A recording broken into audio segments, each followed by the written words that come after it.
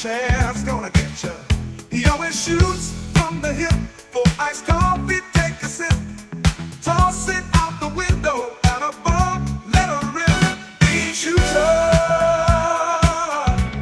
like a jet, let's go. Beanshooter, somebody's gotta let 'em know.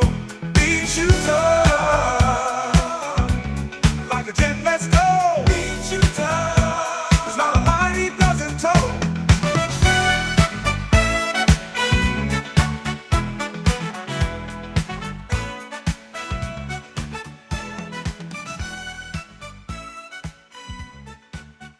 All right, what do we got? Episode 45? 45. Today we got another East Boston guy on. Friend of Johnny Bartolomeo's, friend of mine, and well-known not only in the Boston area, but, you know, fucking everywhere. Let's fucking go, Jermaine Wiggins. I'm glad to be here, man. I tell you what, Beanshooter, Johnny Bot, this kid right here is like, you know, to be doing anything with Johnny Bot is classic, you know, so it's always fun to be with you guys. And I show you guys out on the radio all the time on the Greg Hill Show, so, you know, I got to make sure I kind of, you know, plug, obviously, because I think what you guys are doing are really tremendous. Thank you. Yeah, people will be calling me. My son, I was away in Colombia, and he's sending me a video. You were, you were talking about me and Johnny on the radio. Mm-hmm. My son's the biggest fucking Patriots fan, you know, and he just can't believe it. Are you a Patriots fan? Because I was a shitbag growing up, and now he's got to listen to people talk about me on the radio like I'm a good guy. No, I mean, I wasn't around a lot for his youth growing up, but yeah, I am a Patriots fan, Johnny. Speaking of that, It's getting a little hot in here. It's getting a little hot in here? Yeah. Let's see what you got. He's got the Tom Brady jersey on. Look at this guy. I feel underdressed now. Wait a second, no Wiggins jersey? I know, serious. What the hell? You know, I didn't even realize I had on my authentic Tom Brady game jersey on. I got one of these too. Where'd he sign it? Yeah, listen, you got to get him on the phone right now, as a matter of fact. Hey, all I want to know is, listen, Mike, I know you got the authentic jersey on. Jermaine Wiggins, Super Bowl champ. Listen, serious athlete, right? Yeah. He's known all over the country, halfway around the world. And what's he wearing? I got support for Johnny. I got support for this kid. Because this kid was a good athlete growing up. Don't let him fool you. Yeah. That's what I heard. Good hockey player. Don't let him fool you. So I got to support anything for me. It's like anything for guys from Boston, Massachusetts. I've always been super supportive. And I think it's like, you got to do that because, you know, I remember I got tattoos. It says East Boston, and underneath it says never forget. And just, I think the thing is, and Johnny will tell you this, and you probably know as well, Beanshooters, that it's really about, if we're all kind of from the same place, we kind of grew up in similar backgrounds, and supporting each other is the biggest thing. You know, I see the guys from New Edition, I see the guys from, you know, Donnie Wahlberg and those guys from New Kids on the Block. So whether it's the older guys or now there's a lot of younger kids, whether in hip hop music or some of the younger influences, I feel like we represent Boston, Massachusetts, and kind of being from this area, and we wear it as a badge of honor, you know. So Johnny will tell you, it's just send them autographs. When he was locked up, people didn't believe that he knew me. So, amazing. I mean, the best thing about Jermaine is, though, and everybody says, man, you know, it was so bad because you should have been out here. We were winning championships. I was like, Jermaine made me a movie star. Tom Brady made me a movie star in the joint. But, so, I mean, the thing for me was, we were talking about this last episode, right, Mike, about how we measure time by football, right? Oh, yeah, football season is the measure of time. Heard you guys it's the about fastest 18 weeks in the joint, 17 weeks at the time. But what had happened was, when, you know, Jermaine kind of come onto the scene, and when they used to introduce him. Now, this kid went to Georgia. He went to Marshall. He went to schools that everybody in the country knows about. And he used to get up there and he'd say, Jermaine Wiggins, East Boston High School. Yep. Like, and it used to give me goosebumps. Like, I was like, yo, that's my friend. Yo, I know that dude. I know him. That's my boy. Like, no, I know him. Right, you know what I mean? So, and then I had, like, throughout the years, like, he played for the Patriots, then he played for the Panthers. But then when he played for the Vikings, I had this kid from D.C. Like, in D.C. gets a real bad rap in the system. Yeah, I always hear that. You know, you always hear so that. you always have, like, Lowell gets a bad rap, but we like you, Mike. You know what I'm saying? So, but anyway, no, all kidding aside, this kid Jimbo that I was real close with is a DC kid. He's a fucking sweetheart. right? Great dude. And he goes, man, I love the Vikings. I was like, yo, my boy plays for the Vikings. He goes, no way. I'm like, yeah. So I ended up having Jermaine send it directly to him, an autograph picture of the whole team. Jermaine sent him some stuff from the Vikings. Yeah, and he come out of his room after count. He was like, yo, Johnny, your boy, like screaming across the whole top tier. But like, so that stuff, you know, I mean, you know how it is doing a bid, Mike. And I did like a bid for a protracted time, right? Guys like Jermaine, I started seeing Nicky Verano on TV. I said, yo, it's my boy. Like, you know, all my friends ended up, you know, doing good. But Jermaine's somebody that's from my neighborhood. Like, you know, I showed Jermaine how to hold a hockey stick like when he's a kid. Like, he's an amazing athlete and took to it like crazy. Basketball, forget it. Football, forget it. Like, otherworldly. But, like, hockey was something that him and our friend Danny Acasella, you know Danny, Billy's brother, that chose the trash, you know what I'm saying? But, so it was something so near and dear to me, like, you know what I'm saying? And it was just... It was like otherworldly. Like he made my bid. Like, you know, guys like Jermaine got me through the bid. That's how I got through my bid. Appreciate that, brother. And like for me, it's like just the proud factor of being, you know, from Boston, East Boston, Massachusetts. You know, like I remember, I'll never forget. I remember watching Mickey Ward fight today about fight Arturo Gatti. I was playing for the Indianapolis Colts with Peyton Manning at the time, and I remember I was living in a hotel, and I remember watching that fight in there and just being like, you know, proud, even though I wasn't from Lowell, you know, still kind of is similar to like, you know, East Boston and they like a blue collar neighborhood, but just to see somebody from Massachusetts doing well. So any opportunity I always got, like, you know, I've always, my mother used to always say to me, you know, God rest her soul, and Johnny knows my mother, and I come from a crazy family. My Uncle Lip, God rest his soul too. But I used to want to do things, and I hear Johnny talk about this all the time, especially about his parents, especially about his mother. I always want, and I know it's like an East Boston thing, and my mother was Italian, an Italian thing, but I always wanted to make my mother proud. Like, I always wanted her, you know, growing up, they'd be on the outside, sitting outside all night, and you as a little kid, you'd be out there, and, you know, they'd be drinking, smoking, playing cards, and just to make them proud to be, my mother be like, oh, that's my son, you know, Jermaine is my son, so when I was able to kind of make it, and you could see her light up every time she kind of like bragged about me and the things that I was able to accomplish. That's why I did it, because I wanted her to be proud of a single Italian woman raising a half black, half Italian kid, but no one sees me as Italian, you know what I mean? Because I don't look Italian. And being able to raise me in East Boston, which was an Italian name. Predominantly Italian. But I was fortunate that I came from a great family, and I have uncles and cousins that, you know, and everybody looked out for everybody. So you know, you have a few situations, and I hung with a bunch of kids. Johnny will tell you that. Well, we weren't afraid to throw these things. Listen, Jermaine's probably one of the toughest kids I know, just because think about being in that situation. We're grown now, right? So, I mean, but kids are vicious, bro. Back then they were too crazy. And now, that was unfiltered back then, you know what I'm saying? Yeah. But, you know, we love Jermaine, and Jermaine was our boy all the time, you know what I'm saying? But Jermaine put up with it, even like with his own friends, you know what I'm saying? Yeah. So, I mean, but I think to the asset that he had was he just turned everything into a positive, like, you know what I'm saying? And he fought. He's a fighter. That's why, like, you know, like when I did my bid, I always thought about guys like Jermaine. Like Jermaine, like fought every single day of his life. That's why he was a professional athlete. Yeah. You know what I'm saying? You don't become a professional athlete because you're a weak guy, because you're tough, because you fight. You know what I'm saying? And the kids I grew up with, I will have to say, like the kids that I grew up with younger, like my best friend Danny, and kids from my neighborhood, you know, whether it's you know, there was so many kids from the neighborhood, like, and that we grew up with, and we hung out with, and maybe we didn't even hang out with them all the time,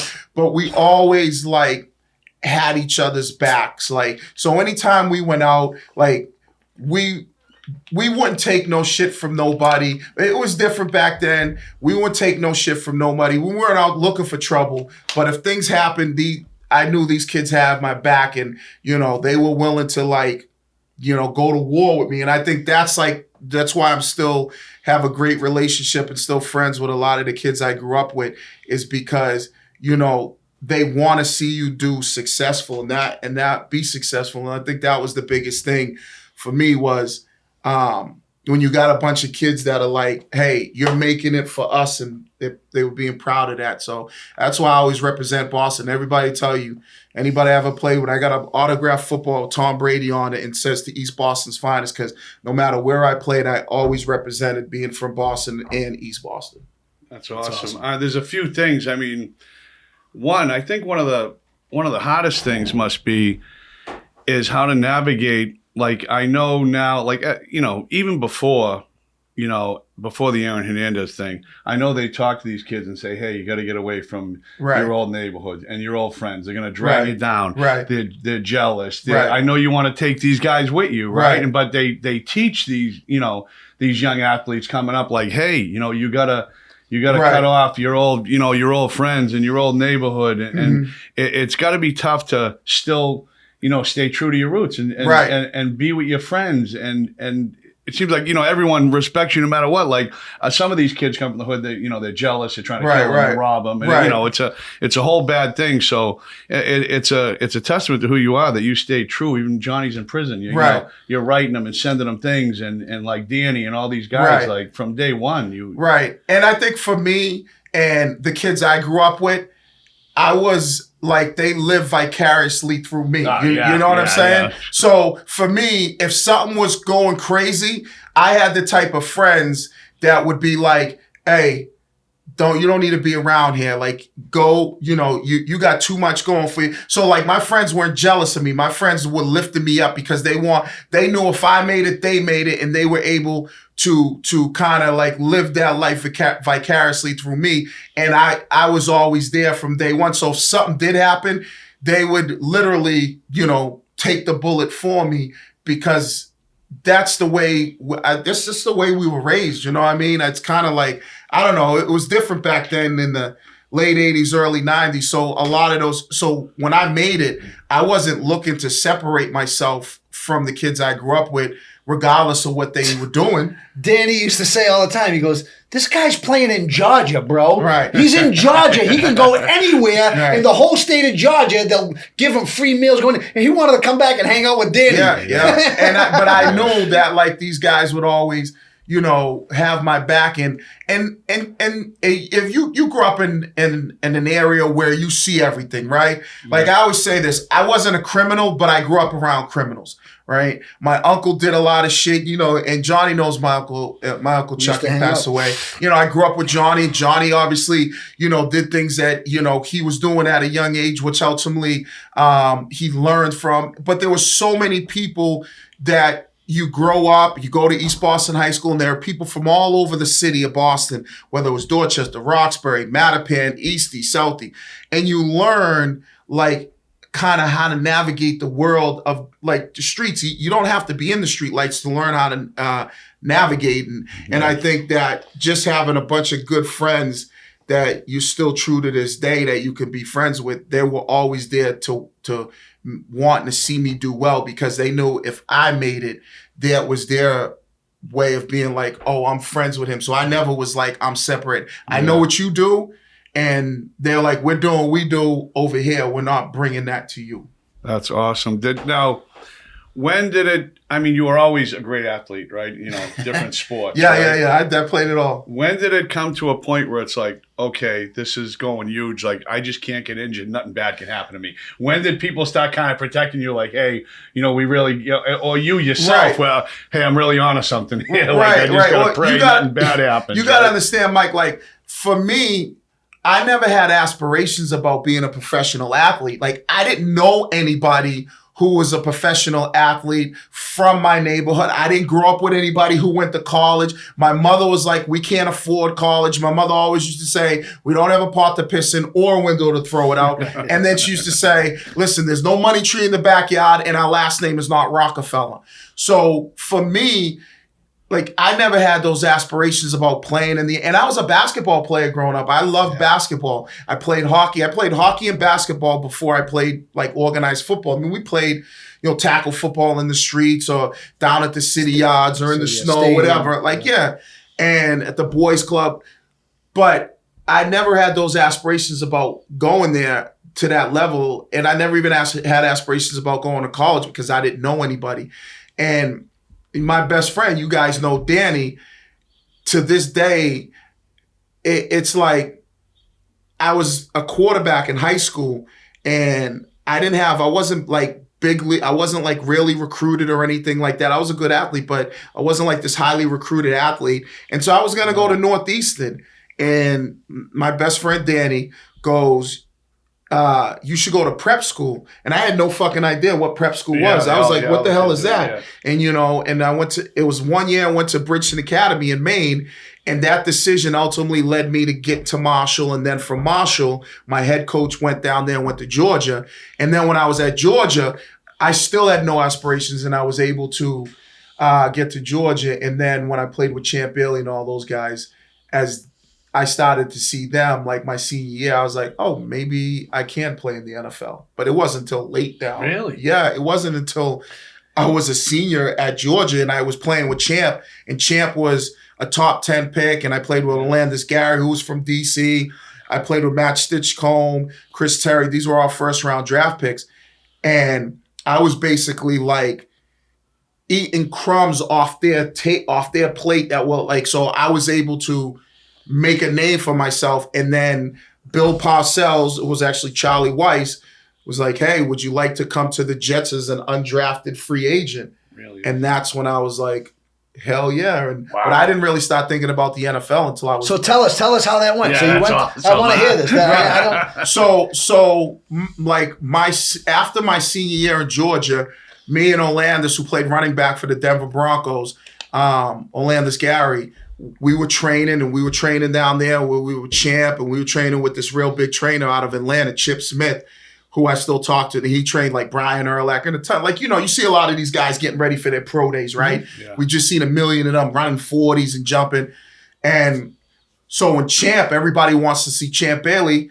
So when all these scouts come to see Champ Bailey, I'm able now to kind of, show. Pressure's off you. Yeah, well, no, it's not even that. I'm able to be like, all right, if I can do really well at the pro day, because they're coming to see Champ, but they're also going to do their due diligence. Who's this and who's that? And so that's what I did. And I, was able, and I was able to run routes, and, I could catch the ball. Like, that was my thing. I could catch everything that was thrown to me. And and I'll never forget, we were having my mother's house, 159 Princeton Street. I knew I wasn't going to get drafted. I was thinking, my agent said maybe we slip in the back door at, the seventh round or something like that. And so I had all my friends over watching the draft, because we were sports fans anyways. Yeah. And, and then I get a call from Tampa Bay. I forget who it was. And I get a call from Charlie Weiss, but I remember Charlie Weiss, who was the offensive coordinator for the Jets at my pro day. And, I was doing routes and drills. And so I get a call, and he's like, hey, would you love to come to New York? And, I'm undrafted. And I'm like, shit, yeah, Yeah. And they're like, all right, we're going to give you a signing bonus of like $1,500. And at that point in time, I was married, because I've been more than like 30 years. You met her. Yeah, I was married. I had a daughter. Basically living in family housing down in Georgia, which is like basically the projects of college. And so like $1,500 was, I remember getting that and driving from Georgia to New York for like mini camp. And Bill Parcells was the head coach of the Jets at the time. This was 1999. Belichick was the defensive coordinator. Charlie Weiss was on the staff. Romeo Crennel, Dan Henning. I mean, there were so many great coaches on that staff. And I remember, as an undrafted guy, you're basically every day you're fighting to keep a job. Every single day. That's it. You're fighting to prove that you deserve to be there. And part of my ability to play, 8 years in the NFL was my upbringing, because I grew up, like I said, in a single parent household. So my environment, my mindset was, I can fight and I can hang with anybody. You know what I mean? I could fight and I could hang with anybody. I never been locked up with like John or you guys, but I had the mentality that like, if I was ever locked up, I could survive anywhere, 100%, right? So that was my 100%. mindset, because of what East Boston built into me. And so when I got to the Jets, it was really Parcells. I'll never forget. I tell this story all the time. I love Bill Parcells. You love Bill? Oh man, I love Bill Parcells. I tell this. Big tuna. Yeah, because I was a Pats fan, and I was a Pats fan in '86 and '96, and so I knew Bill Parcells. I was a sports fan. Like I knew who this guy was. Yeah. Imagine. And I knew this guy. I know I'm a little long-winded, but I'm listen, trying to I tell you wanna the hear story. this. No, go ahead. And I'll never forget.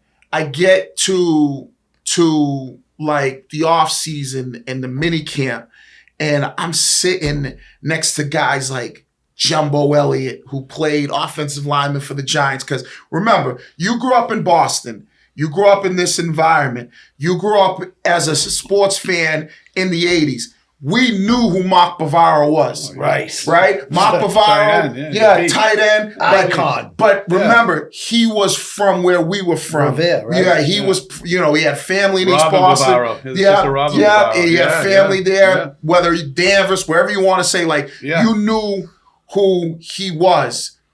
And so I know Bill Parcells. Like, I know this guy. Like don't know him personally, but now I'm playing for him, and I'm sitting next to Jumbo Elliott, Mo Lewis, who we all know Mo Lewis, and when you're wearing this jersey, Thank God. Thank God for Mo Lewis. Mo Lewis, Brian Cox, What an animal, Brian Curtis Cox. Martin, Wayne man. Corbett, Keyshawn Johnson, Jesus. Vinny Keyshawn. Testaverde. Like, these are all the guys that are playing for the Jets because they had just lost in the AFC Championship in 1998 to the Broncos. So I'm coming into this locker room and this meeting room with these guys as an undrafted, I just want an opportunity. Yeah, hungry. And hungry. And Bill Parcells comes walking. That must have been intimidating. Oh yeah! Oh man! Oh, my I'm God. gonna tell you the story how crazy it was. And if you don't know Bill Parcells, and this is why I love Belichick and Parcells. Their styles are very similar, but their personalities are night and day. Parcells is very kind of boisterous, and he's always talking shit. And he's got that New York, New Jersey type of attitude, similar to kind of how we are with shit talkers. Yeah. And so he has all the rookies stand up in the front of the meeting because we had to sit at the front because every seat I used to sit at, I would try to sit there, and whether it was Brian Cox or it was whoever, they'd be like Jumbo Elliott sits there. So 4 seats of Jumbo owning, I ended up at the front, and Parcells comes out. And he's got his thing hoisted up. It's kind of like his shorts hoisted up. He's got it Bill Parcells got that white hair. So it's and he comes up and he's at the podium. We're all sitting here fucking, and I'm like, wow, that's Bill Parcells. I know this guy from I love Ben Coates. Awesome. I was a huge Drew Bledsoe fan. I remember sitting at Dozy's down Jeffrey's Point when I was working Parks and Rec as a 16, 17-year-old, and we'd be in there eating breakfast talking about the Patriots drafting Drew Bledsoe. I think it was 93 or some shit like that. Out of Washington, right? Yeah. And so here's this guy, and I'm looking at him, and I'm like, wow. And he has us all stand up. So then he starts going down the list about, guys he drafted in the first round. He's like, I didn't really want to draft you, but, unfortunately, I got to keep you. So he goes around talking shit to all, playing these mental mind games. And he gets to me, and he's like, Wiggins, you won't make this football team. And he's like, 2 reasons. A, you're a Red Sox fan and you're from Boston. Yes. He's like, you're a Red Sox fan and you're from Boston. And, and I don't like Bostonians. I just don't like you. And he was busting my balls. And he was like, and here I am as an undrafted kid, trying to make it, knowing what else am I going to do if I'm not playing in the NFL? I had no clue. I got no skills. Right. And he's like, the only reason why you're here is because I knew your head coach, and I basically said I'd do him a favor, but you won't make this football team. I love it. And that was my introduction to the NFL. And I was just shaking my head, sit back down, and what But my mentality was like, any chance I get, if I get one rep, I had to be perfect. I had to be the best. It's a lot of pressure. Yeah. Oh, and he'd always hold on to the treadmill and he'd walk up the treadmill like this and he'd have his thing and he'd have the shorts up and he'd have it on an incline and he'd be walking and he'd like see you and he'd be like, Wiggins, come here, and here he is on the treadmill and he's like, you know what? If you want to make this team, you better find something that you're good at and you better find your niche and you better make sure you're the fucking best at it, because if not, I don't know what you're going to be doing. You want to be playing for us, and I don't know what you got going on at home, but shit, And so, like, and I remember him.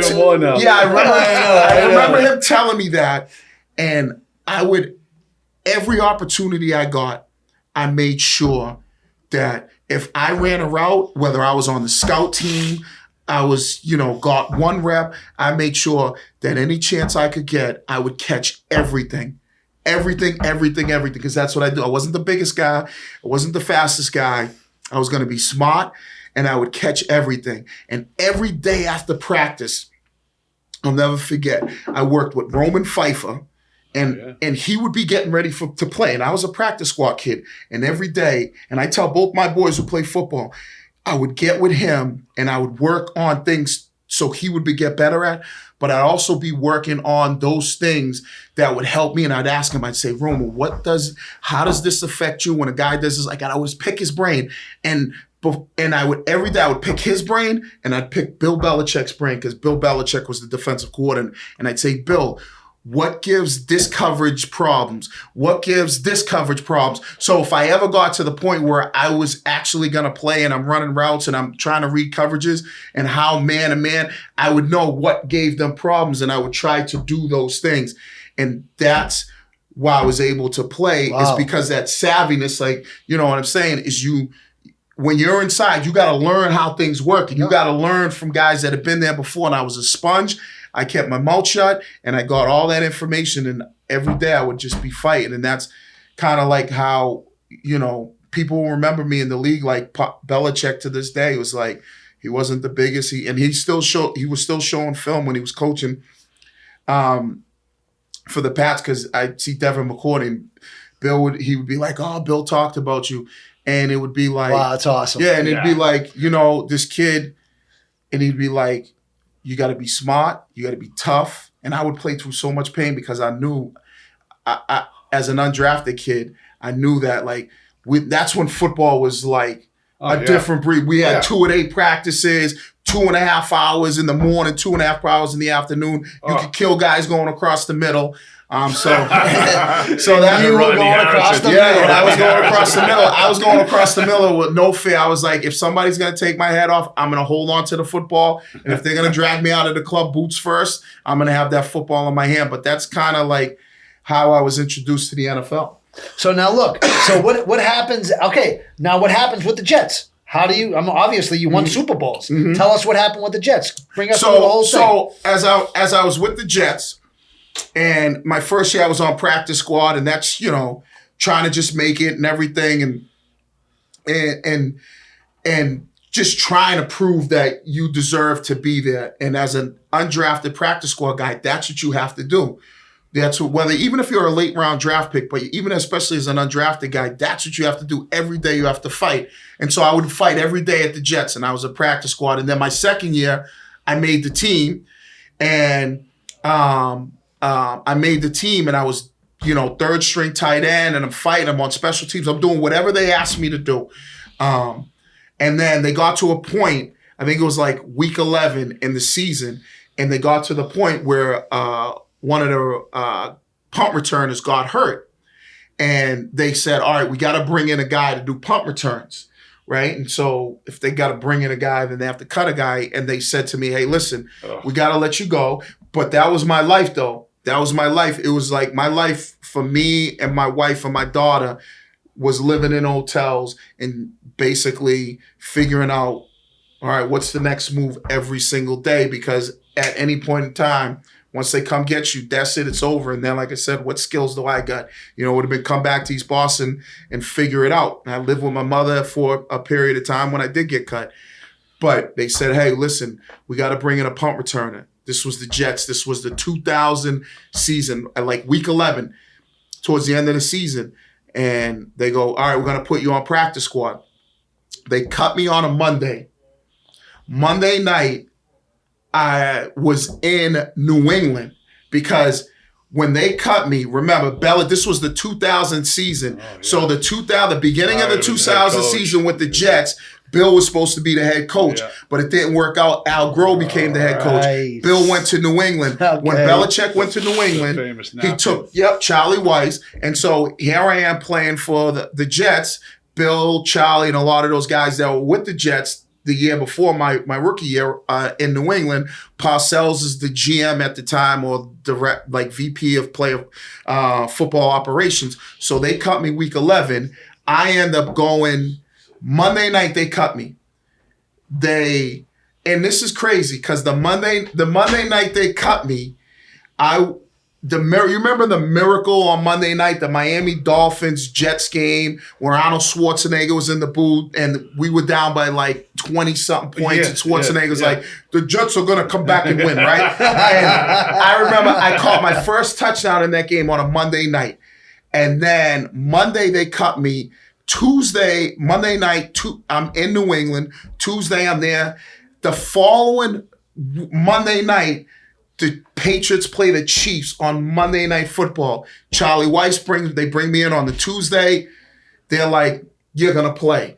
I'm going from like, this is my opportunity. They're being cut. And being the third string tight end to being like, you know what?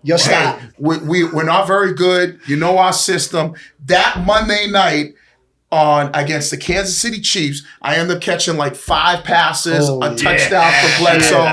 Holy shit. It's like the last 4 games of the season, I end up catching like 20 balls. God. The opportunity that Belichick gave me when I got to New England at the end of the 2000 season, and I remember every day in practice, Brady and I'd be working like he'd be, because I was doing everything, and like Brady was he was the show team quarterback, so I'd run the regular plays and I'd run stuff. And so like I remember Brady when he was young. I always tell the stories of like when Brady needed help getting into the rack, we always knew a few people that could get him into the rack, and he'd be like, Wiggy, I need help getting in. And I'd be like, yeah, he's cool with it. And and this is when he was a backup, right? So, and he calls me a legend, this guy. Come on, he's living with legends. So I was there Monday night. I'm catching touchdowns. And that's where the whole Monday Night Football thing came from. And I like to kind of take credit for it. So for everybody out there, all the YNs, all these young dudes out there, when you watch the Monday Night Football, when they ask me, like, they say I would always say Jermaine Wiggins and I would always say East Boston, and then Chris Berman, and they would always do it on SportsCenter. And I caught 5 passes, a touchdown. In those last 4 games of the 2000 season, I did really well. And then the next year, which obviously was 2001 when we won the Super Bowl, kind of started the whole dynasty. But that's kind of like how my whole, journey went from going to Parcells and Belichick, and just so I will always be forever grateful to Parcells for basically saying, we're going to give you an opportunity. Now you got to do something with it. Like you said, Mike, it's a ton of pressure because every day you're staring down at, it's not life and death, but you're staring down the barrel of a gun because you're like, you don't know what the next day is going to bring when they're going to be like, we're going in a different direction. And now you're trying to figure out what are you going to do because you might not get picked up again, and that might be it. Your career might be over.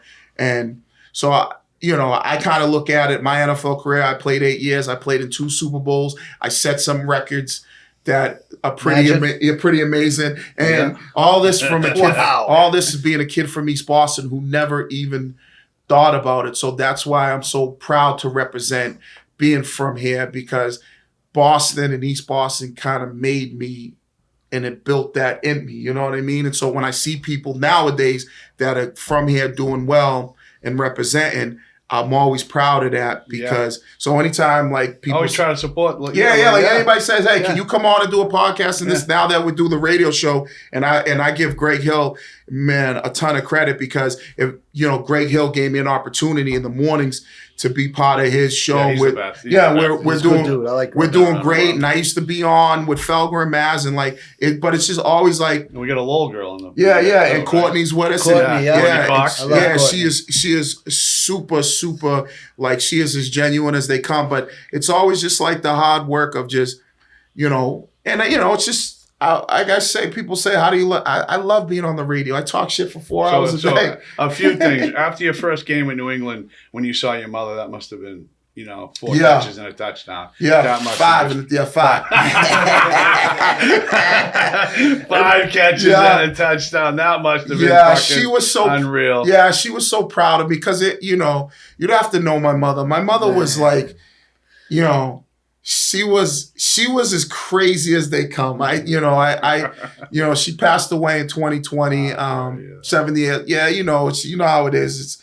But she was like, I'm talking about, I'll never forget, we were like fucking maybe like 15 and we were all like one Halloween, we're like, all right, we're all gonna dress up like back then, like NWA was big, coming out. We said we're all gonna wear like the flannels, gangbanger shirts, flannels, and everything. Button at the top. Yeah, we were wild and just reckless. I mean, we're boys club kids, and we're just acting a fool. And my mother was so crazy; she would literally drive. And I'd be hanging out at the corner, and she would drive up to the corner, and here I am, 16. I'm hanging out with all my friends, like 15, and my mother would be, "Get your fucking ass in the car right fucking now." And I'm gonna, because that's like, it was the whole family was Helen. Yeah, my grandmother was the whole family was just. Epitomize our neighborhood, the grit of our neighborhood. Yeah. Our families were like that. Yeah, my grandmother threw a guy. His family was really like that. Like my grandmother threw a guy through a window because she grew up with 5 brothers. And her nickname was Tomboy. And Helen Ferretra, Helen Tango. Helen Tango. Everybody knows Helen Tango. And another kid's name's Ferretra. Kid Mike. Mike, no relation. No, Chucky Ferretra's cousin Lip. We gave him that name, Lip. My Uncle Lip, because my grandfather was Ferretra, my grandmother was Tango, and she was like, she had like older brothers and crazy. She once swam across the harbor because her brothers were chasing her. They were gonna kill her for some reason, and she threw a guy out the window. Like she was, that's how I learned. I learned how to gamble as a fucking 8, 9, 10-year-old. I'd go with my grandmother, and we go to Betty Ann's? No, Betty Marino. Remember Kim Gaza? Of course. You're right. So her grandmother, I might be getting the last name wrong. I don't think it was Marino, but she had this real raspy voice. And so here I am, 10 years old, and my grandma, they lived across the street from, what's the school next to Danny? What's that school? Is that the Kennedy? The Kennedy School. So they lived across the street from the Kennedy near Riley's. On Saratoga Street. And it was Betty, and it was Kim Gaza, and then in the basement, why am I drawing a blank on? I'm horrible. Me too. I hate that. I forget everything. Who had the limos downstairs? Ralphie Scappa? No. Valentine. Downstairs. Johnny Valentine. Yeah, downstairs, and he had the limos. And across the street, they lived right up there. And I go on the second floor, and there'd be, 8, 9, 10 of these old Italian women in there, smoking cigarettes like, it was like a cigar store. Smoking cigarettes like they were going out of style. It was a chimney. It was a smoke factory. And here I am, a little kid sitting right next to my grandmother, next to the table. And they're in there fucking playing cards all night long. Whether it was 5-card poker, it didn't matter. And so here I am as a kid, like learning how to gamble at this young age. Like my grandmother used to run the numbers for Jumbo Champa. And I'd be this little kid, and I'd go in and I see her, and because you hear all the whispers, you know what everybody did back then. And I'd be and Jumbo would give me like $5 to go to Savas on the corner, Right across the street. And so John here I Savas. am, like this little kid, like around all these people that I admired and love, and just that's why I'm always like, I know. Doesn't matter what you do, right? It's who you are as a person. Yeah. You know what I mean?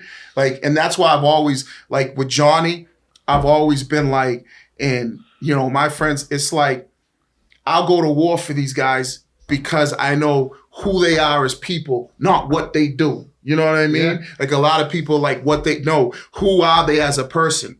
There's a life that they might go down and they live in this life, and that's the choice that they make, but that's not the person who they are when they're with Define you. them, yeah. You know what I'm saying? Yeah. And so that's always the thing with me. So I know so many great people that whatever avenue they chose, whether they chose to go down path number A, and generally in East Boston, there's 3 paths. You're either a criminal, a cop, or a politician. Yeah. Sometimes you're a criminal, and then guess what? You turn into a cop or even a politician. It's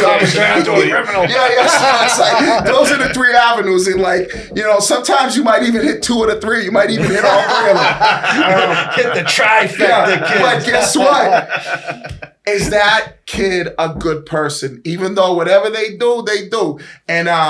And so I learned like at a young age to like, and I was like, I wouldn't change anything for the world. Like that's how I grew up. Like, and it made me, and I was proud of the people that were from there and the people that I was, related to, and people I was friends with. And like, and I think that helped me when I got to the league and I didn't take no shit. And I was like, I'm going to prove everybody what, not just for me, but what East Boston represents. So I mean, that's kind of, and now I get to do it every day on the radio. I kind of get to talk and like reminisce about some of the old stories of, because everybody now loves the Seaport and Southie. And I remember when you didn't go to Southie. You did not go to Southie. You did not go to Southie. You did not go to Southie. Now everybody loves it. It's like, I always bust Courtney's balls since she lives down there. I'm like, yeah, back then we didn't go to Southie. If we were going to Southie, guess what? We were fighting. We were fighting kids. And guess what? All those Southie kids, it seems like they had a million cousins and a million heads come out of the woodwork. And when you fought them, it was like, God, they were going all day long. That's right. You had to hit them with bats to slow them down. Even then, that didn't slow them down. They were some tough bastards. Yeah. But that's kind of what made the city great back then. Everybody, it's, that's what made Eastie such a great place. It's just like, it was a melting pot of people. And Eastie was like a melting pot of like just Black, Italians, Irish kids. It was like Spanish kids. It was a melting pot. It was like fun back then. And Johnny, I remember this kid. I'm gonna tell the Johnny Botch story, because I always brag about East Boston. So when I went to Marshall, I bragged about East Boston. We got kids from DC, California, LA and Chicago and all over Philly, and I'd always brag about East Boston. And I'm like, man, I know some tough sons of bitches out there, some crazy motherfuckers, and they're like, yeah, Boston, but isn't it all white Irish? I said, no. I said, we got everything out there. And I said, you better be careful with the motherfuckers I know. And so, and so here we are we're in an airport, and I'm in it, and my team's traveling, Marshall University, and we're traveling in the airport, and all you hear is somebody yelling my name.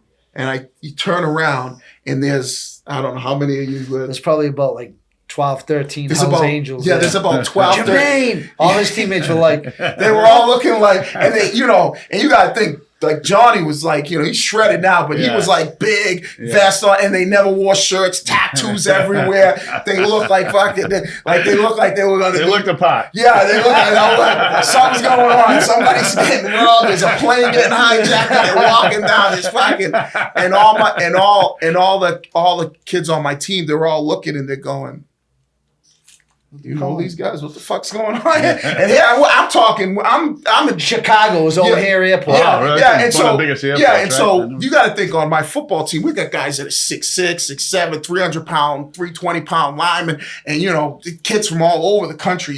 like I said, with it matter. And all these kids are like shitting their pants, like, are we gonna be all right? Are we gonna be all right? And he came over, and I gave him a massive hug and everything. And it was just like, and afterwards, people were like, and I was like, yeah, that's a kid I grew up with. And they were like literally shitting their pants. And here we are, a bunch of like, 18, 19, 20-year-old kids getting ready to get on an airplane to play a football game.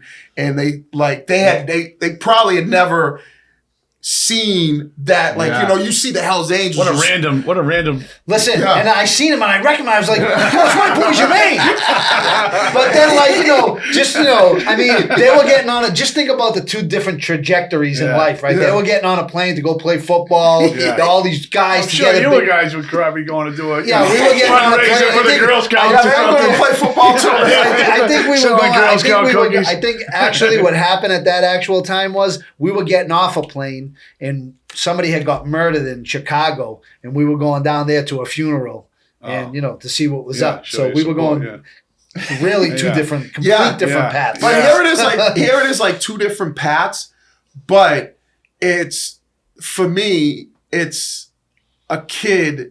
Johnny's a few years older, but here's a guy that I know, that I respect, that I look up to, and that in that moment, you got all these Hell's Angels guys and Johnny, and then you got all these football players, a lot of black kids, and these two, me and Johnny, embracing. And it's like, the reason why is because we're from the same. You share a bond, we're from the same soil. You know what I mean? And like the respect level that we have is, and like, it's just.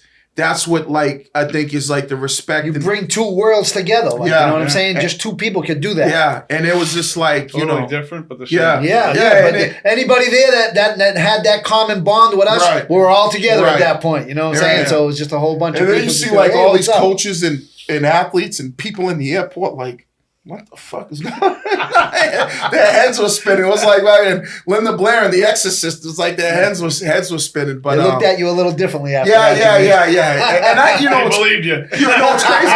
They believed me. And even when I got to the league, right? Even when I got to the NFL, I remember Lawyer Malloy, Willie McGinnis. I can't remember if it was Ty Law, but there was like 5 or 6 guys that I took. Rod Rutledge, these guys down that played on the Patriots, and afterwards we'd hang out, and I'd take them to the J-Pack down on Everett Street. It was like our after hours club back in the day. Danny's Club. Yeah, and here these Patriots players are hanging out at an after hours joint, with some shady characters, but just blending in and like, and because I'm from there, and I'm kind of showing them the ropes and everything, and they couldn't believe it. And I remember I'd be driving, and I'd be talking to guys on the team, and we'd drive past like the D, like going to the airport or whatever, and we go past like the D Street projects, and they'd be like, that shit looks rough. And I go, it is. And I go, what's crazy?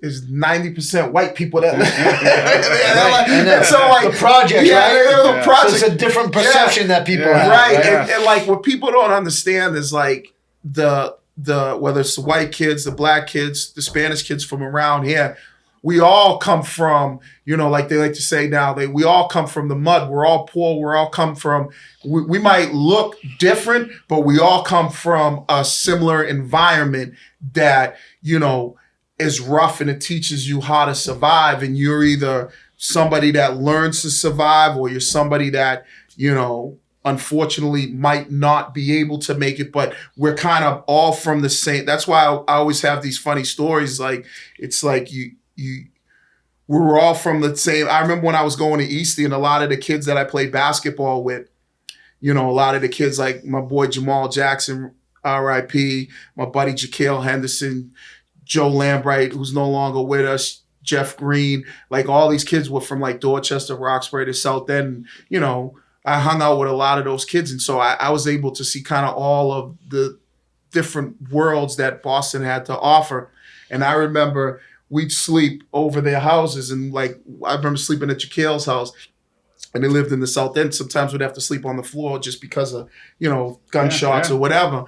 And I'd be like, come on, you guys want to sleep over my house in East Boston, and they wouldn't want to because they were more not like scared, but they just were unaware of the organized criminal activity that went on in East like, I'm not going over there. If I fuck up, you might never find me again. So we were like from... We said the same thing about Roxbury. Right. So they looked at, but we were from like similar backgrounds. We just, like, that's why I always say, like... Totally different world. Yeah, I didn't grow up a criminal, but I grew up around criminals, and it's just like, you see so many different worlds, and it's always proud of guys like Johnny, yourself, that can, excuse me, make it out of places like that and be successful. Because you know how easy it is to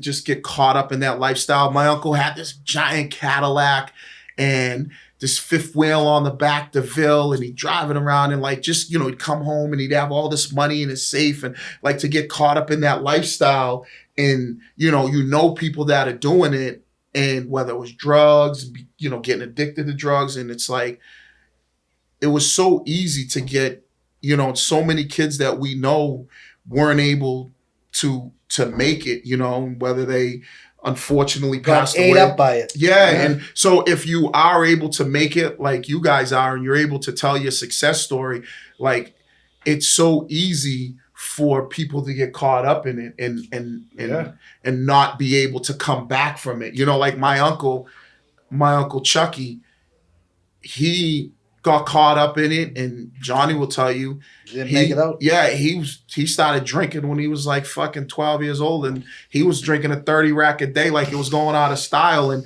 drugs and other shit, and unfortunately he passed away because of it, and didn't, and then you got guys like Johnny who, real ones like that we respect, like, are staring down the barrel of it and going, you know what?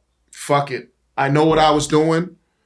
And take it on the chin. Yeah, and that's the thing, you know what I mean? And that's like, so it's really about the respect level and being able to see you guys now taking on the chin, come around, and now being successful, and like Johnny's so positive. Like, and that's why I always wanted to be positive, because I know shit could be a lot, I always say to my kids, it could be much worse, you know what I mean? And so, that's my mantra too. It could be a lot worse. Yeah, I mean, you know how it is, Mike. I mean, look at the shit you've been able to overcome in your life and that kind of thing. And especially nowadays with social media, people are fascinated with your journey and everything. Like, so I sit here and I'm telling my story, and it's cool, but your journeys and what you guys have been able to overcome, and what you guys are now doing, it's like, it's a great story. And, now they make movies about it, like fucking, doesn't matter the movies they make about all this shit and just people overcoming the adversity and everything. So yeah, people like a good comeback story. Yeah. You just told one. When did you first hear Johnny was out? When did you first see him after not seeing him for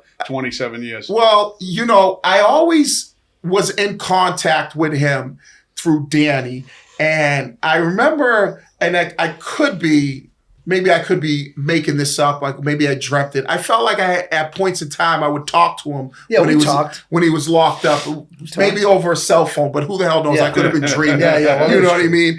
So just I'd always like stay in communication with him. Like, so when I was playing in Minnesota or wherever, and I always be like, hey, how's Johnny doing, through talking through Danny, and if we were always like, hey, Johnny's on the phone if he happened to call Danny. So that I always like, and we knew who Johnny was. Like, I knew Johnny Bott before everybody on social media. Yeah.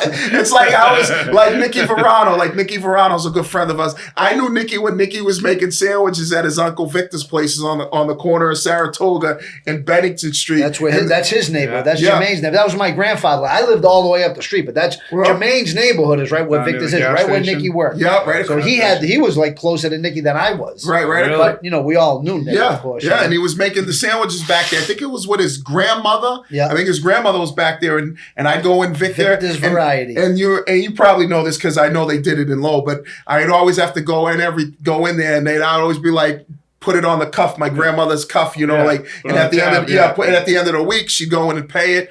But You know, like they make the sandwiches and stuff like that. It was just like the corner store where we'd get everything from our bread, our milk. My grandmother, I'm 10 years old going in there. And as soon as I walk in, Victor turns around. He knows exactly what cigarettes to get. Gets this, gets that. Does his little bird call. He's got his little Italian horn. Really? He's got all the hair out, you know. And, you know, he'd give Like me in this. the movies. Yeah, he'd give me this, give me that. He'd write it down. And then at the end of the week, I'd take money up there and I'd pay off I'd pay it off.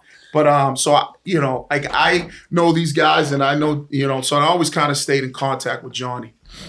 That's awesome. So- So getting back to Parcells, Mm-hmm. I was at Super Bowl 25 Okay. when the Bills and when the Giants and the Bills played. Oh, the wide right game? Yeah, was that shit. the wide I was right sitting game? in the end zone Yeah. as soon as he Wow. kicked the no of the thing. Yeah, Whitney Houston. Yeah. everything. That was So the way wide back. right game. Yeah. I remember '96. I was down in Georgia and I was watching. I was there too. Dallas Cowboys, Bills? No, it was the Yeah. Patriots, Green Bay, Oh, and okay. Parcells was Oh, coaching. yeah. And I remember watching the game from my apartment down there, and I was like, I remember the '86 team. My mother bought me Super Bowl shuffle. Yeah, she bought me. she bought me a Patriots T-shirt that said "Squish the fish." Oh, yeah, Bury Bury the the Bears. Bears. I had those, so it's like and now I'm watching like Celtic City, which is on Netflix. Is really good, and because I was I gotta check I it was a out. Celtics fan, so I remember like the whole Len Bias in the '80s Oh, Celtics. me Remember too. that? Yeah, remember Yeah. that? Wow, that was crazy. I That was got to just- figure out how to use that cable thing. I had the guy come do it at my house. I still don't know how Just to let me use know. it. I got to use a bathroom. He'll take care of you. So then where you just oh yeah, that's right. It's all taped. Yeah, How long we going? You're at 55 right now. just let me know. Let me go. I guess we're taking a breather. Let me know. We'll take a breather. I'm gonna put a fucking.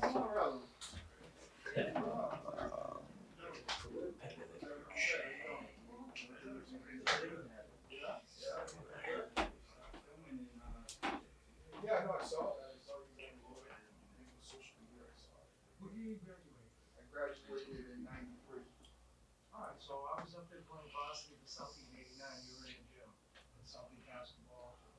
Yeah. So I was once you graduated. Oh, 89. Yeah. So I was I was a freshman. What's up, cuz? What are you doing? Yeah, you ready? What? You ready to we'll finish up? Yeah. All right. We'll just cut this little part out. Yeah. Come on, Jermaine. Let's finish up. Get you out of here. Yeah. I was at middle school. Oh, did you? Yeah, he's doing the beach football thing now. Cali. We gotta get Antoine in here for a second. We gotta chop it up a little, Antoine. What else we got going on here? What else? Yeah, so Parcells, yeah, the fucking the Whitney Houston thing, that was amazing. That was unreal. But now let's fast forward. The Super Bowl.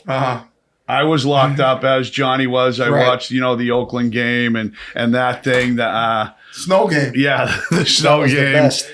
I was at the other snow game. Remember the one with the fucking snowball fight in Foxborough Stadium? Who was that? I was fucking. Oh, I was you're talking about I, the one after the snow when game? Brewski ran Yeah, and you're slid talking the about thing. the Brewski game. Yeah, that was crazy. There Mm-hmm. was like 24 inches of snow. But yeah, in jail for the Oakland game and the Rams, that was just. I mean, no one could believe it. You No. guys won. And the whole thing with Parcells, they should, everyone. I mean, John Madden saying, Oh, yeah. We should take a knee and everything like that. Take a knee and play for overtime. I was in Leavenworth Penitentiary. Really? The snow game is cool because the snow game was the day after my birthday. What do you think of that chalk rule? And here's what I'll say about the snow game. This is kind of like my claim to fame. And I'll still, like, when I see Tom or I talk to Tom, I'll still bust his balls a little bit about it. Where I always say, like, and it's claimed, even though I'm kind of, I'm joking or whatever, but I always say, if it wasn't for the snow game, they might not know who Tom Brady is if it wasn't for my 10 catches. Yeah. And I was, that's kind of like my claim to fame, you know what I mean? But no, that was like an amazing game, because we were down in that game. And what happened was, and this is crazy, the tuck rule and this is like this story is like a two-part story. So the tuck rule happens. Charles Woodson blitzes, right? And Charles Woodson's on Tom's right. He blitzes off his right, and Tom looks left. And so he's getting ready to throw the ball, and they had like a zone blitz where Charles Woodson blitzed, and the defensive end dropped out. So Tom pumps. Shot. Yeah, so he pumps because the defensive end is now jumping in his throwing lane. And boom, he gets hit. And if you watch that, I was literally a half second late. Greg Beaker jumps on the ball, and then I jump on his back. And we thought the game was over at that point in time. But Belichick being Belichick, it happened early in the season at the Jets game, and I don't even really remember it where it happened to the Jets, and it became an incomplete pass. And then so when that all happened, we're like, oh, really? Yeah. And so that's why Bill ended up knowing about it and challenging it. And then, it obviously comes back, and we come back, we make some plays. Adam kicks that amazing kick into the You couldn't see it. It was like 40-something yards, and he drives it like you couldn't even see it. Like a knuckleball. Right? Oh, it was crazy. And then we end up going into overtime, and Antoine Smith makes a couple great runs, and we get in position to kick the game winner. And the snow game was just one of those games where just like Brady was like, all right, I'm coming to you here and there. And so the blitz happens. So now you fast forward to the Super Bowl. Okay? So we get in the huddle, and it's all tied up. It's all tied up against the Rams. And Brady comes in the huddle. And there's like a minute and 20 to go. And I don't think we even had any timeouts. Yeah, I don't think so, no. And Brady comes in the huddle. We obviously didn't hear what John Madden said. Everybody's saying they should just play for overtime, overtime. So we didn't hear that. And Brady comes in the huddle, and he goes, all right, boys, we're about to drive this ball right down the fucking field and kick the game winner and be world champs. And we're all like, all right, Tom, let's do it. Right? You know what I mean? And he's like, we're like, all right, let's do it. So he makes a couple plays. He throws the ball at J.R. Redmond. J.R. Redmond makes a couple nice catches, gets out of bounds. Gets out of bounds. That was a big thing. He throws the ball to Troy Brown, cross, and Troy makes a nice catch. He gets out of bounds. So now we're about 54 yards away. And Adam was super accurate, right? But his distance, that was kind of like pushing his distance. And for the field goal.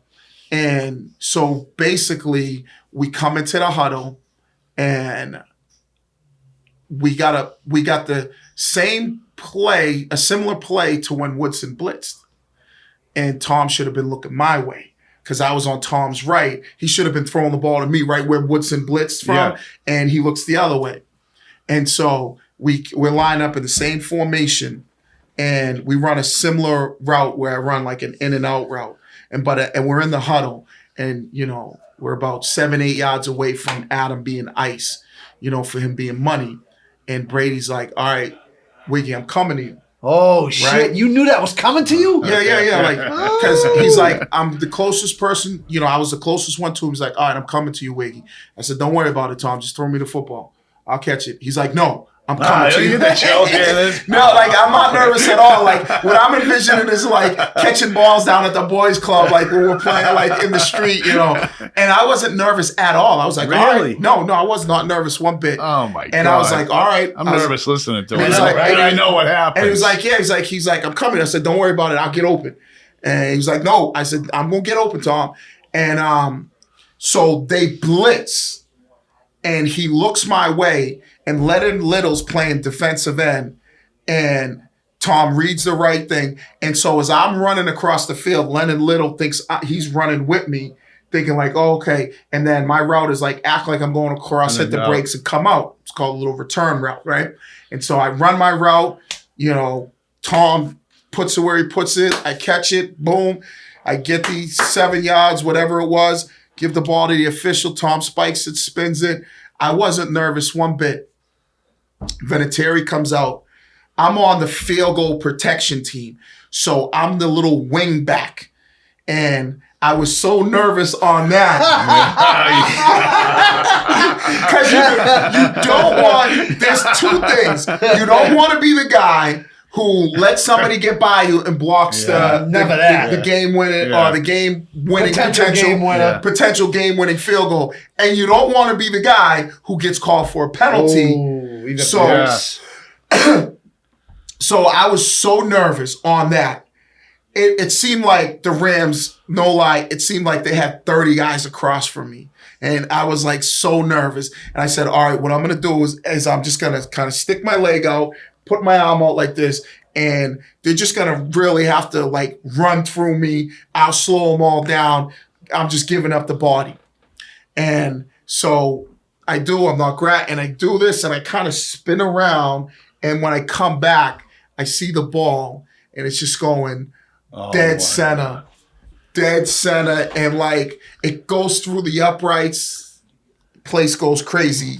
I think Danny was at the game. Yeah, really? I think Danny came to the game. At the game for sure. Right. So my wife's there. Like, we were all there. Yeah. So yeah, you ain't kidding. So I was running around. Listen, I was running around the auditorium at Leavenworth Penitentiary. Everybody's from there. They're looking at me like, and we're all like 10 Boston guys, 7 from Charlestown, going crazy. And it goes right through the uprights, and like that's when you see everybody running on the field.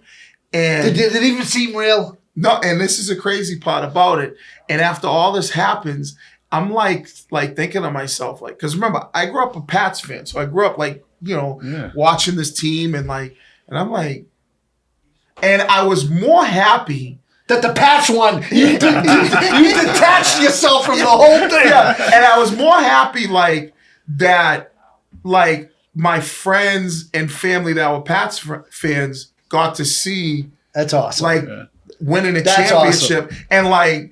And having the trophy around like East Boston and like being a Super Bowl champ and playing for the New England Patriots, but being from Boston, it was like this surreal feeling because I remember watching these games as a kid and never thought about it. And then to be part of that, which ultimately leads to this dynasty and being part of this, but being from there and having friends that are like, that's my boy. We grew up together. And, now awesome. I got goosebumps. Imagine you're in the huddle with like, arguably, the greatest, like sitting here today, like the greatest quarterback of all time, saying, "Hey, Wiggy, I'm coming to you." Yeah. Right. Or just saying, we're going right downfield. Right. We're going to get out of here. Kick the game Get out. And everybody's thinking like, okay, who's this guy? But we'll go with him. Right. What a leader, Brady. And if Tom Brady was, the funny thing is, if Tom was sitting right here, Tom would be.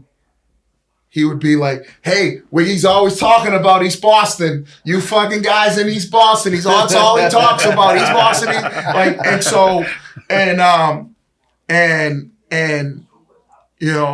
And like that was like the cool thing about it was because I had East Boston tatted up on my arm, and Mikey Ascolillo, who's dead, he's no longer with us, who did all like everybody's tattoos from Eastie, right? Back then, nowadays tattoos are cool. But back then we had tattoos long before anybody else, right? The only people that had tattoos back in the day were bikers and criminals, That's right? what I said about heroin. I was doing heroin before it was, this cool thing to do.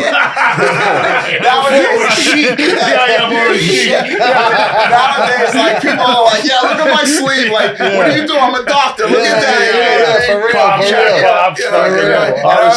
I get my first tattoo from a guy who lives across the street from me in his basement. With Indian ink. Yeah, like he literally lives the cigarettes with the ash. I'm like 16 years old. That's what this is. Yeah, my mother's like, if you can pay for it, you can get it. And I'm like, all right, I work public works. And really, your mother does yeah, she's like, well, if you because like my mother was like, well, if you can pay for how much is it going to cost me? I'm like, Ma, it won't cost you anything.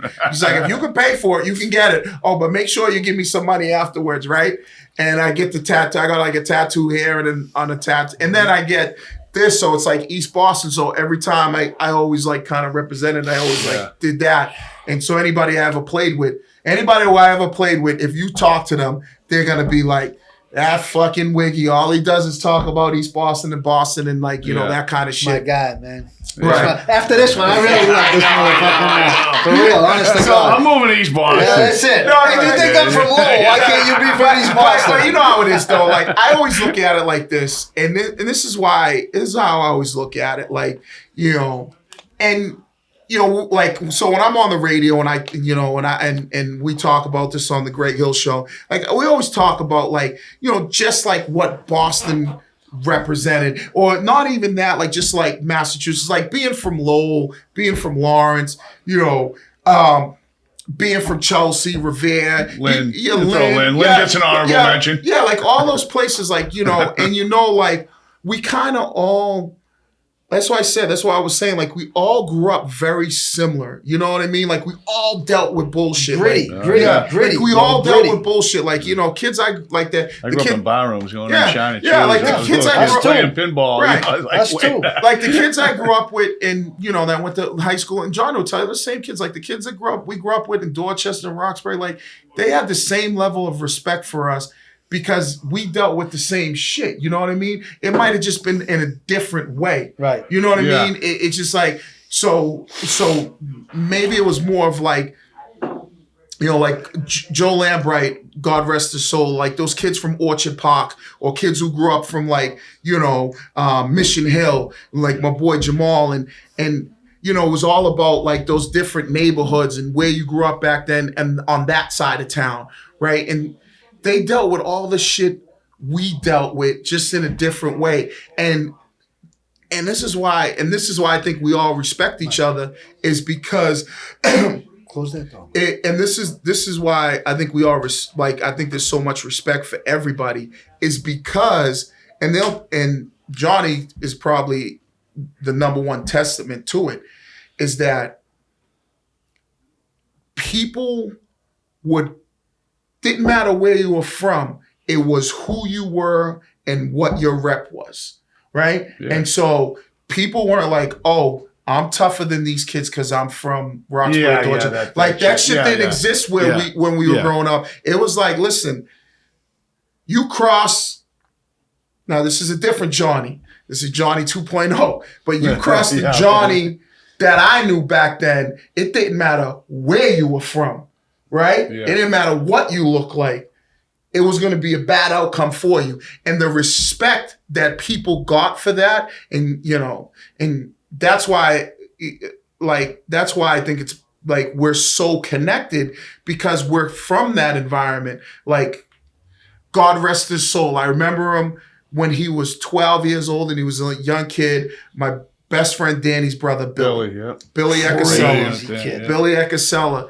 And Wild kid. and he was the nicest kid in the Love him. world. Soft spoken. Soft spoken. My wife met him and she was like, He's such a nice He's kid. such a nice He's kid. not. He's running down the fucking schoolyard with a gun, shooting a pistol. Like, Billy, what are you doing? That's how the first time I ever seen Billy Ecasella, he's running down with a pistol, Yeah. shooting. And the guy, I'm like, who's this kid? Yeah. Danny's like, oh, it's my brother. I was Yeah. like, oh. Yeah, and he was a nice kid, and he was a huge Cypress Hill fan, would go to Danny's house, and he was so quiet. And I introduced my wife to him, like, when he got out, and I'm like, he's the nicest kid in the world.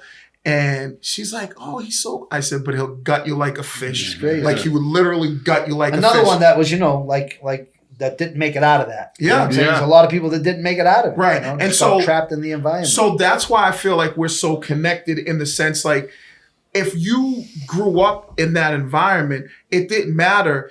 The streets could take you in multiple ways, whether it's being, whether it was the drugs, whether it was the violence, whether it was, whatever crew you hung with. And so that's why I think that Boston is such a unique place, because it doesn't matter where you're from. It's about, we all kind of come from that same mold, and we all know killers everywhere. Yeah. You know what I'm saying? And obviously people have grown and changed and everything like that. But, growing up in that time, and even growing up, for probably some of these younger kids today that are still, dealing with a lot of the stuff that we dealt with. And that's kind of the thing that I'm always proud of to represent, is like, if I can make it, you can make it. Don't let that be your excuse. Right. there was nothing easy about how I grew up. You know, there was not. I could have easily went down the wrong path. I could have easily went down that path. Nothing worse than that. Yeah. Wasted talent. But you didn't even know what you had, really. No. I mean, you knew you were good, but you weren't like, I'm going to make it to the NFL. Like No, you said, I didn't know, but I always knew that I didn't. And like I said, I always hear Johnny talk about it. And I was very similar. Like, I never wanted to break my mother's heart. You know what I mean? Yeah. And I never wanted her to, but she, you know, she would ride for me, whatever. And this is why my mother was unique. Because when I used to work on Hot 96.9 on the radio station, they were like, all right, we're going to play a prank on your mother. We're going to call her and we act like we're Boston police officers. And we're going to say, your son got into some trouble or whatever. Right? Like, no. So they call her up. No, they call her up and they're like, yeah, this is so-and-so at the Boston Police Department and blah, blah, blah.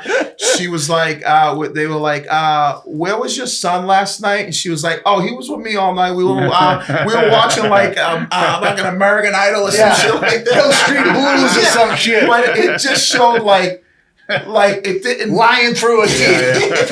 and was gonna but that's kind of, and then so when you said, like, when we first started talking about like separating yourself from your friends, no, because my friends would always do whatever to make sure that I was going to be You were all right. protected. Yeah. That's the biggest thing, you know. I mean, just it's very unique, the friend you have, like Johnny, after all that time. And you talk about Johnny 2.0. It's a funny thing because even like with me having the sober house, right? Guys meet me and they don't know that I was a hardcore junkie or whatever you want to say. You know, use that word, whatever, hardcore addict. That's what injecting it was. coke and heroin every day, and they're trying to get over on me. It's like I met Johnny after you get out, so I didn't know that. Johnny. And if you didn't, you'd say he's the nicest guy in the world. Right. You know what I mean? I mean, you knew a different guy. Right. You know? And then that's why we were talking about you on the radio the other day. I always plug Johnny and the guys that I come across. And like when we had our conversation, and you're telling your story about like, hardcore drugs and using that. And I saw that firsthand with my uncle and how, just like you said, being a junkie and being an addict. And you talk about how it was your choice. You don't like to say it was a disease. And that's kind of the way where I come from. And people who say, you know what? This is shit that I did. And until I got to the point in my life where I said, I'm going to change it and get better, then that's where like I applaud guys like you for doing that, because there's, so many guys that they cannot, that demon, they cannot fight it and say, I'm not doing it. But you have to have so much power and discipline to be like, I know I got a problem, but you know what? I'm going to make the choice to stop doing this for whatever reason. And when you do, and you're able to change your life and tell your story, that's an inspiration, because we've lost so many people that didn't have that power, that discipline to finally say, I need to stop for whatever reason. And, unfortunately, it takes people out. So, and once you do it, though, it's like, well, it's a lot easier staying clean than getting up every day and having to go, try to get money. They said about Mike, right? Mm-hmm. There was a guy that said he uses Mike as an example. That's how bad of like an addict, how like, into the depths of addiction that Mike was. They said like he uses Mike as an example to everybody. If Mike Lee can stop shooting heroin, anybody on planet Earth can do it. That's how bad he was. And that's the thing that imagine that. And that's the thing for like me when I tell my story, and if I'm talking to kids, I say I don't want to hear the excuses. Like, I don't want to hear, well, I'm from here. I got this. I don't have that. I don't want to hear that. Yeah. Because, listen. Poor me. I can't get a break. Yeah, like, exactly. I could have easily turned to whatever. But, my mother kept her foot on my neck. But I could have easily been like, fuck it. I'm just doing, I want to be cool. I want to do this. And so don't use it. And that's the thing that you should be proud of, and that I think, and that's why I was talking about you, like, and I don't even like know your background story like that, but if you can do it, get the fuck out of here. Anybody can do it. If my uncle wanted to do it, Lip would be with us today. Yeah. But he didn't. No matter how hard we pushed him, he chose not to. He's gonna want to. And I don't want to hear the excuses. Well, it's this, it's that. No, because there are so many people like yourself that were in the depths of it and were able to come out. Gratitude. Right? Yeah. And being even in maybe a worse situation, we're able to come out. So don't give me that excuse. And so that's why I say never let the excuses. Look at Johnny, 27 years straight. So walk in the park. Right? And don't make excuses, Yeah. and look at every day is a success story to being able to show, like, if I can come out and do this, like my wife's cousin who's getting out in July. Oh, yeah, he's out yet, huh? Yeah, he's getting out in July, and awesome. Terry Moore, and inspiration when we talked about Johnny, and like, because he's done like 23 years, and his release date was 2057. Craziness. So basically he had a death sentence He because just got a pardon. yeah, he just got a pardon, but he's like Amazing. 54, so he would have died in He's there. gonna be all right. Right, and he'll be home in July.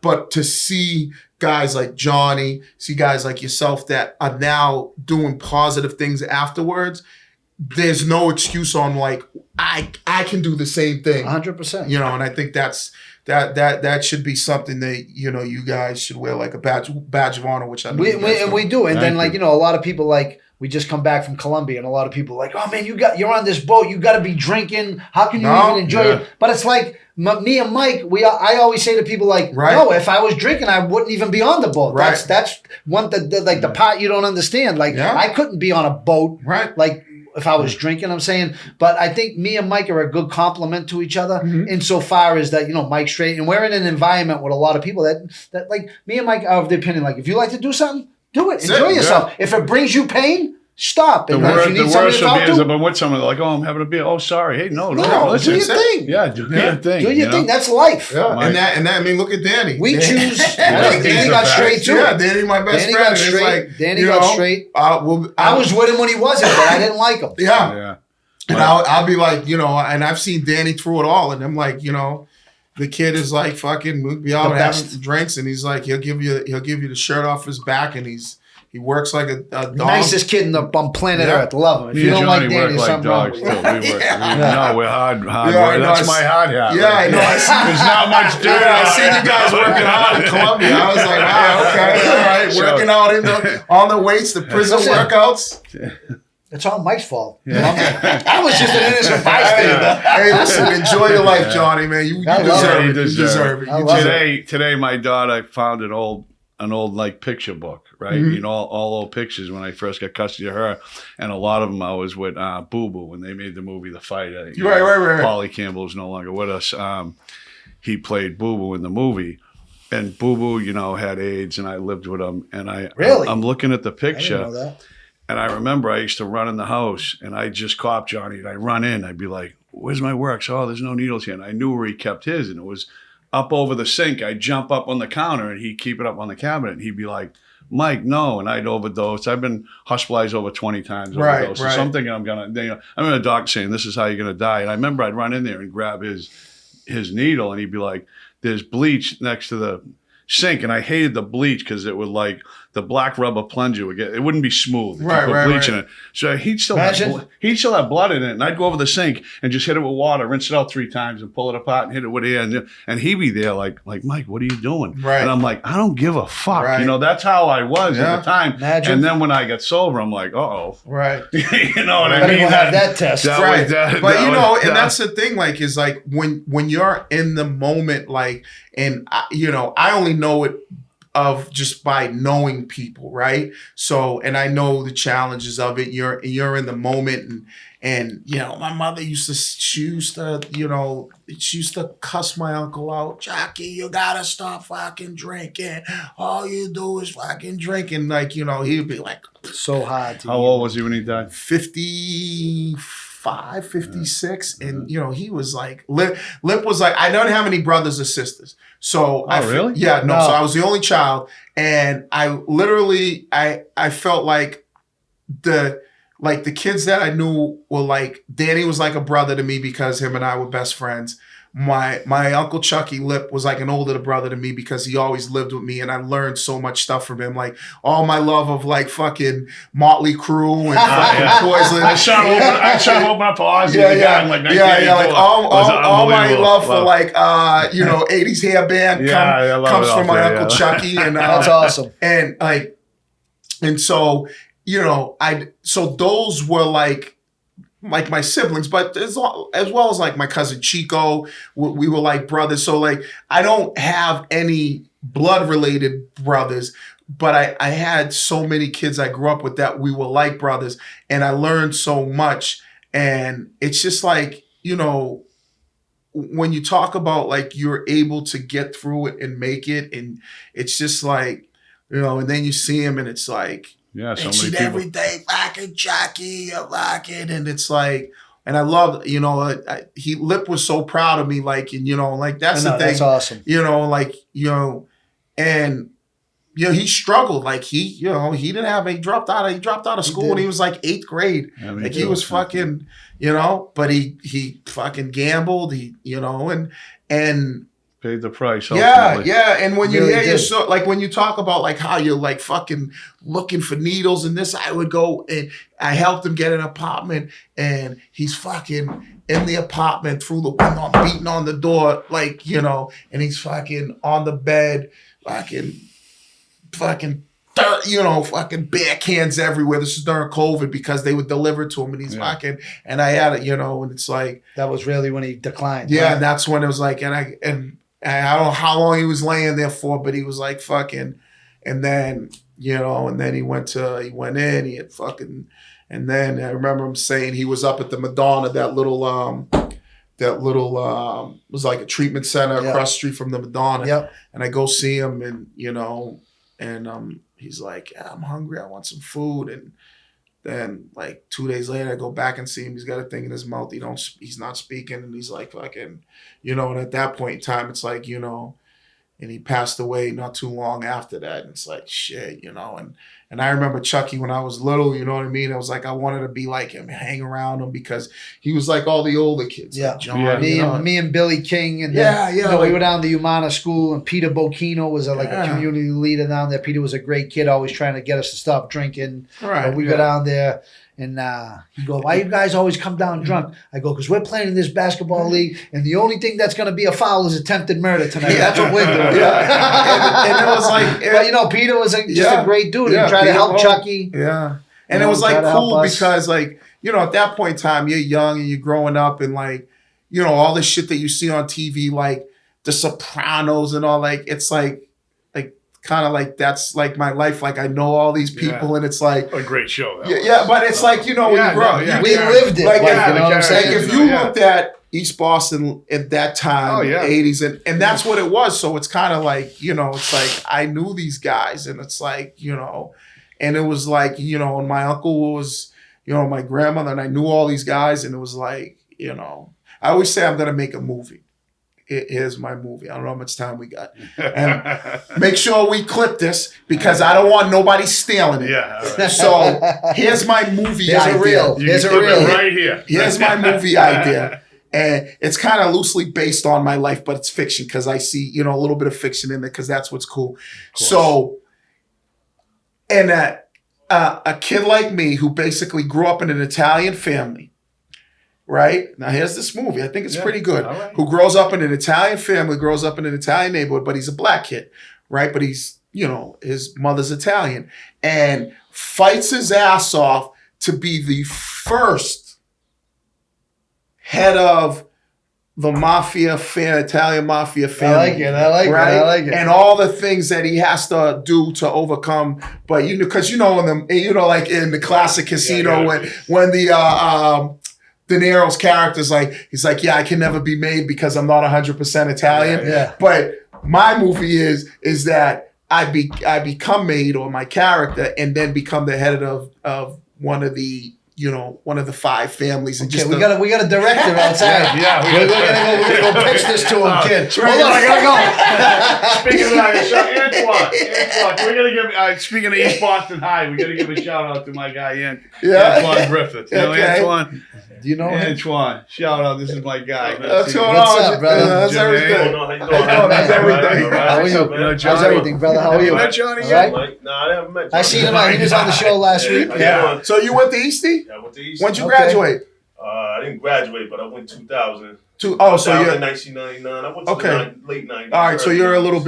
little bit younger than I am. Yeah. Yeah, because I That's when graduated we won our '93. state championships. Yeah. Because we won ours in '92 state championship in basketball, where I tell all the time the This greatest. kid's been a champion forever. Yeah, the How great- didn't he know? Yeah, the greatest basketball player to ever come out of Boston. God rest his soul, Jamal Jackson. Yeah, Jamal Jackson's the Yeah. So that's kind of like my movie. It could be that way where I rise to where I rise to the head of the Italian family and become the first black head of La Cosa Nostra. Remember to cut that out. We don't want remember to cut that part out. Or I could kind of like do my real life story where, walk through life where I don't become the head of the mob, but I ultimately, Run shit. make it to the NFL or something cool like that, All right. But I like You the mob. already lived that one. Yeah, I Come know on. exactly. Give us something we I want. want to We be need. able to. I want to be able to be the first head of the Italian family. Coach always told stories about you, though. Yeah. Coach Ruben. Yeah, Oh, Mike Ruben's my Rubin. guy. Mike Yeah, Rubin. he's He my was guy. there. Is he still there? No, Rube retired. Yeah, Rube God retired. damn. I'm saying, I hope Yeah, he did. He no, must be no. 100. No, Rube retired. He kept so He was many. great. Yeah, he kept so. So Jess too. Yeah, Oh, Jess. He always tells Jess- stories Yeah, about y'all. Jesse when he coached on the basketball Oh, team. okay, Stokes. okay. Yeah, Jesse Stokes. Okay, yeah. Yep, Jesse and Anthony Albano. Albano's Um, dead too. Shalom's dad, Yep, Al yep, Senior. yep, Dave Siggers. Yeah, all those guys. So man. Well, yeah, so that's my movie. And, so if a movie is made, and I guess maybe there's only a few people, but Hold if, on, I'm getting this. Yeah, so if this we're movie- pitching this movie yeah, right now. if my movie's made of the first, how would I say it, the first head of the Italian family as a black Italian. Are you gonna make 27 straight? All The, right. And Jermaine, you were the best. I wanna wrap this up, but I wanna go back to something where when you said you were in college and you said, I'm not good at anything, or if like I got nothing going on, and I think no matter what you would have did, you would have been successful. You're an electric factory. I mean, you're a fucking unbelievable, huge fucking But personality. you know what I mean? I meant like if I wasn't get it. playing I get it. football, it's like Yeah. what else? I wasn't good at school. I wasn't like so. I No mean, trade. Yeah, I mean, same- I would same have with me. hustled. I would have hustled something up, but you would have figured it yeah, out. but it was like when you put all your eggs in that basket because I never liked school, but I was always like, damn, what else am I? I would have figured something out, but that's kind of what I say there. You're a great husband. Yeah, You're a great father. I appreciate that. No, you are. I mean, it's Great friend. That's my biggest accomplishment, and the biggest accomplishment is like I've won championships and I've been that, but it's really about being a dad because I never grew up with my father. I never knew my dad. I never met him. Really? Anything. So I never had a father, right? When I remember one time I was 12 years old, he said he was going to send me a hockey puck because I played hockey. He never sent it. And then he reached out to me like when I was like 27 in the NFL after, and I was like, at that point in time, I was like, yeah, I'm good. I don't need, my wife was like a little bit more, she had a little bit more of a heart and was like, but I was like, listen, you could have reached out to me. So I never knew, I couldn't point him out in a lineup. I don't know, and he passed away, but I was like, whatever, you know what I mean? So that for me, when I said I had kids, like no matter what, I was always going to be making sure that I was there in their lives because, it's you grew up without a father. It's kind of, I don't like really cry about it. I wasn't one of those kids because I knew a lot of kids who were like that, but it's just one of those things that when you have kids, for me, I went the other way where I pour everything in. That's like my biggest accomplishment where people are like, oh, you're a good dad. Your daughter's getting ready to get married. Yeah. Your two sons are playing football at UMass. And It's like look great at- kids. Look at that. And a lot of my, a lot of my father figure knowledge came from like you guys like Mike Rubin, right. guys like Peter Bow. Peter Bow, Wally Bowl down at the Boys Club. Right. just guys like that. My grandfather, Community guys, guys in the neighborhood. It's like you just.